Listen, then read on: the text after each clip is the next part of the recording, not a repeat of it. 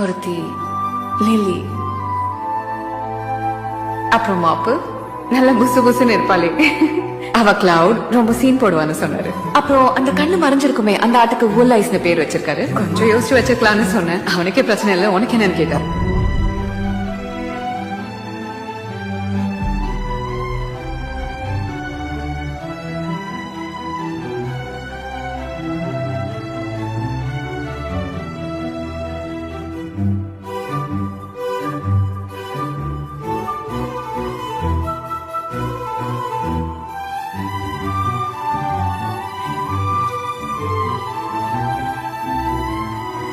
Lily, நீங்க விளையாடுறாருன்னு நினைக்கிறேன். அவர் ஒண்ணு நம்ம கிட்ட விளையாடல.